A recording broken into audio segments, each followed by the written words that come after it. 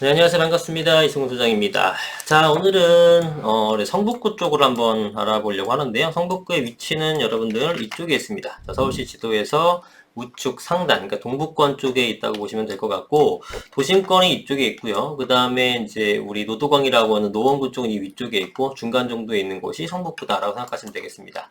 자, 성북구 중에서도 지금 성신여대 입구역 주변 한번 살펴볼 텐데, 그리고 이 주변 일대 아파트와 빌라를 살펴볼 겁니다. 자, 성신여대 입구는 4호선과 그 다음에 우이 경전철, 우이 신설 경전철, 이렇게 두 더블 역세권을 갖고 있는 곳인데요. 도심이 상당히 가깝다는 장점이 있는 곳입니다. 일단 편집도상 보시게 되면은, 자, 이쪽이 도심이죠. 이쪽이 도심이기 때문에 성신여대 입구역에서는 하나, 둘, 세 정거장, 한 대여섯 거장 정도면은 도심권을 다 관통할 수 있기 때문에 일단 직주 근접이 굉장히 좋은 입지다라고 생각하시면 될 것 같습니다. 그만큼 이제 수요가 많을 수 있다라는 것을 보여지죠. 자, 성북구 쪽에서 보시면 여기 뭐 도남동 쪽, 종암동 쪽 이쪽은 좀 아파트가 많은 편이고요.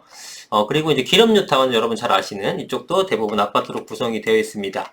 자, 그런데 이쪽에 동선동 쪽이나 삼선동 쪽이나 뭐 도남동 일부 지역 이런 쪽에서는 일단은 이제 빌라들이 많은 곳이기 때문에 이런 쪽에서는 이제 개발에 대한 가능성이 좀 있다라고 생각하시면 될 것 같고요.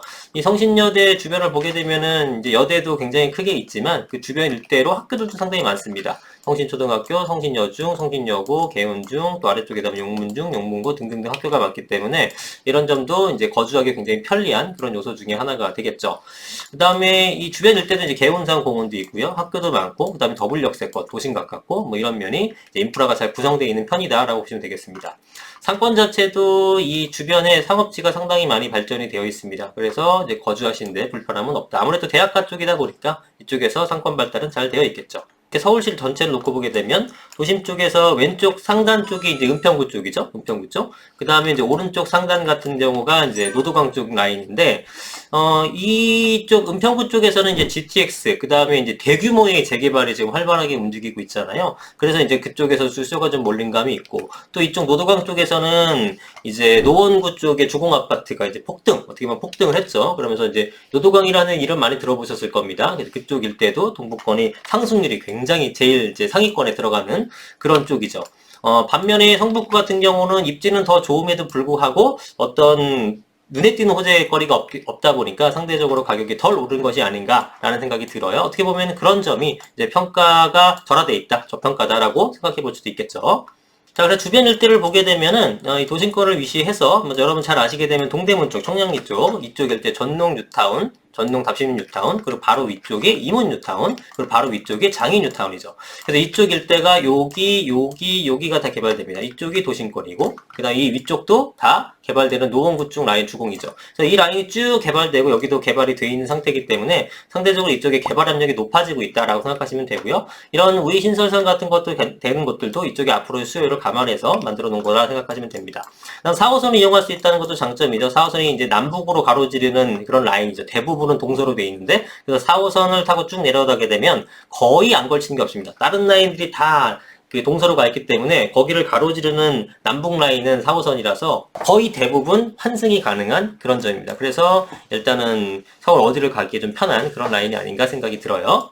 자, 그래서 이 일대가 한번 좀 자세히 살펴볼까요? 일단 편집도상 보게 되면 여기 상업시설들이 있지, 일반 상업지역이기 때문에 이쪽 일대는 상권이 발달이 돼 있고, 자, 그런데 노후도 같은 걸 한번 볼까요? 노후도 같은 거를 보게 되면, 자, 이 일대에서 여기는 좀 많이 빨갛죠? 여러분들 이 빨간 것들이 이제 노후도가 심한 것들이고, 파란 것들이 이제 노후도가 덜한 건데, 만약에 개발이 되기 위해서는 빨간색이 좀 더 많아야겠죠. 그러면은, 이 일대가 많다. 이쪽이 개발되겠네? 라고 생각하시겠지만, 그게 아니죠. 노후도는 많이 충족됐을지 모르지만, 이쪽 일대는 상업지이기 때문에 사실 개발이 어렵죠. 그죠? 상가들이 있는 것들 개발이 안 된다는 건 상식이고, 또 이쪽일 때는 상대적으로 그 신축들이 많죠? 이거는 학교가 여기 있다 보니까 거기에 대해서 신축을 짓거나 아니면 개보수를 통해서 임대를 놔야 되니까 이쪽은 또 노후도 측면이 잘 안 맞고, 반면에 이쪽 일대에는 어느 정도 좀 충족이 되죠. 그래서 여기도 여기나 여기 일부 지역들 같은 건 뭐 가로주택 정비 사업 형태나 이런 것들로 개발될 여지가 있겠다라고 생각하시면 될 것 같아요. 자, 그래서 이쪽 일대가 아까도 말씀드렸지만 뭐 거주하기 편한 것 같아요. 공원이 있고 학교도 많이 있고, 그 다음에 더블 역세권에서 도심 가깝고 상권도 발달돼 있어서.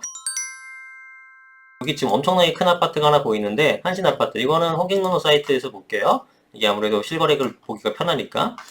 자, 여기 한진 아파트가 30평대를 기준해서 보도록 하겠습니다. 30평이 얼마냐? 실거래가 기준했을 때 9억 5천에 거래가 됐고요. 9억 5천이면 아직도 굉장히 싸 보이긴 합니다. 그죠? 무려 4,500세대짜리예요. 자, 왕관을 씌웠건 그만큼 관심이 많은 거고, 바로 옆에 왕관 쓴 한신 슈플러스 2차. 예, 이런 아파트도 있는데, 위에 또 있네요. 자, 그 다음에 옆에 브라운스톤 아파트도 볼게요. 브라운스톤 아파트는 세대수는 굉장히 작아요. 194세대짜리입니다. 194세대짜리인데, 가격은 11억 7천이에요. 그러니까, 사실, 뭐, 이입지나 별 차이는 없지만, 세대수가 여기가 거의 뭐 20배가 넘게 많은데도 불구하고, 지금 이게 더 비싸죠. 작은 것들이. 그거는 뭐겠습니까? 연식의 차이죠. 연식의 차이. 그래서 이것들이 아까 한신 아파트가, 1998년 7월생이고, 얘는 2010년생이니까, 12년이나 앞선 거죠. 그러다 보니까 세대수가 좀 작더라도 새 것들이 지금 거의 깡패예요. 예, 좀 새 거가 되면 사람들이 지금 뭐 소위 말해서 굉장히 좋아하죠. 그쵸? 예. 그러면은 더 위쪽으로 가볼까요? 요 아파트는 도남 코오롱 하늘차 아파트. 요거는 더 새 거예요. 2016년도거든요. 그랬더니 얘는 얼마냐, 가격이. 30평대, 30평대가 12억 5천인 거죠. 그죠? 그러니까 얘는 지금 9억 5천, 얘는 뭐 11억 초반, 그리고 얘는 12억 중반. 그러니까 이런 것들이 입지 차이는 거의 없는데도 불구하고 가격 차이가 나는 가장 큰 요인은 뭐겠습니까? 연식입니다, 연식. 예. 그래서 새 것들, 이게 16년도 6년차, 이제 5년, 만 5년 된 것들도 한 12억 5천 정도 하기 때문에, 새 것들이 들어선다 그러면 이 동네에 뭐 13, 4억 같은 건 그리고 이 위쪽으로 보게 되면은, 여러분 잘 아시는 레미안 센터피스. 이거 같은 경우는 지금 얼마나 볼까요? 30평대만 기준해서 볼게요. 30평대는 16억 4,700입니다. 예, 장난 아니죠? 그리고 내년 초에 입주하는 클래시아도 지금 16억 2천 정도로 나오겠네요. 그죠? 뭐, 제가 볼 때는 이거 입주하게 되면 거의 비슷하거나 조금 더 앞설 것 같습니다. 지금은, 뭐, 아직은 좀 처지고 있지만, 뭐, 둘 다 워낙에 좋은 아파트. 그러니까, 성북구 쪽에서도 새 아파트가 들어서게 되면은 16억이 넘는 형태를 보이는 겁니다. 저것들이 이제 뭐 규모도 좀 있고, 그 다음에, 주변에 이제 몰세권 여부까지 감안한다고 하더라도, 뭐 기름역이라든가 이 성신여대라든가 이쪽에 일대도 작게 지어도 새 아파트기만 하게 되면 13억 이상, 14억 정도 형성될 수 있을 것 같다 보니까, 이 일대에 지금 투자할 수 있는 것들이 보통 한 3천만 원 내외, 뭐 2,500 이런 것들도 있는데, 그렇게 해서 장투를 하게 되게 되면은 수익률이 굉장히 좋지 않을까라고 판단이 돼요. 일단 이 동네는 도심 가깝고, 거주하기 편하기 때문에 전세가 비율이 높아서 일단 갭2가 굉장히 작게 들어가는 그런 특징이 있다고 볼 수 있겠습니다. 자, 그래서 전체적으로 성북구를 한번 지도를 넓게 보고 살펴보게 되면은, 자, 여기가 월계동 쪽, 광운대역 역사, 민자역사 되는 거 아시죠? 광운대 민자역사가 이쪽에 이제 개발이 되는 거고, 뭐 지하철이 나중에 한 6개 정도 KTX, 뭐 GTX 다 들어오니까요. 이쪽 일대가 개발이 되고, 이문 뉴타운 쪽, 그 다음에 청량리 쪽, 답신 뉴타운 쪽 개발이 되고 도심권이 이렇게 돼 있고, 자, 이렇게 되니까 상대적으로 이쪽 일대가 개발에 대한 가능성이 이제 점점 높아지는 것이 아닌가 이렇게 생각이 들고요. 그래서 실제로 이 장인 뉴타운 가게 되면은 굉장히 높은 가격대를 형성하고 있죠. 그죠? 여기도 이제 10억대 중반 넘으려고 이제 폼을 재고 있는 곳인데, 실제로 여기도 이제 상당히 많은 이제 분양이 대기 중이에요. 자, 보시게 되면 전부 다 분양이 상당히 많죠. 예, 분양 다 대기 중인 이 장인 뉴타운의 모습. 그래서 이쪽 일대가 개발이 되고 이쪽까지 다 그 가격에 영향을 미치게 된다 그러면은, 자, 이 일대가 전부 가격이 높아지고요. 우리가 아까 봤었던 기름 센터피스 아파트나 롯데캐슬 클라시아 아파트, 이런 아파트들이 가격이 엄청나게 받쳐주고 있기 때문에 성북구 전체적으로 가격이 상승할 걸로 보여지고, 그렇게 되면 상대적으로 이쪽 일대까지도 가격이 높아지는 그런 현상을 보일 수 있다라고 생각하시면 되겠습니다. 왜냐하면 주변에 새 아파트가 들어서는데 가격이 이렇게 높아지게 되면은 당연히 사업성이 증대가 되다 보니까 이런 쪽의 일대가 개발 압력이 세지는 거죠. 네, 그리고 주변에 아파트가 이미 있기 때문에 개발됐을 때 어떤 주거벨트 형성시킬 수 있고, 그래서 성북구 쪽에서는 이쪽 일대를 한번 눈여겨보시는 것도 좋을 것 같다. 왜냐하면 상대적으로 소액이기 때문에 이제 작은 자금으로 개발 예정지가 어디 있을까 이렇게 질문하시는 분이 많아서 제가 이제 그 중에 한 군데를 이제 말씀을 드렸던 겁니다. 그래서 정리하자게 되면은 도심 가깝고 인프라가 잘 구축돼 있으면서 거주하기 편하면서 투자 금액이 상당히 소액이라는 장점, 그리고 주변 일대가 개발 압력을 많이 받을 수 있고 가격, 주변에 지금 신규 아파트 같은 것들이 높은 금액에 형성돼 있다. 이런 점이 이쪽을 한번 눈여겨보시라고 말씀드리는 이유가 되겠습니다.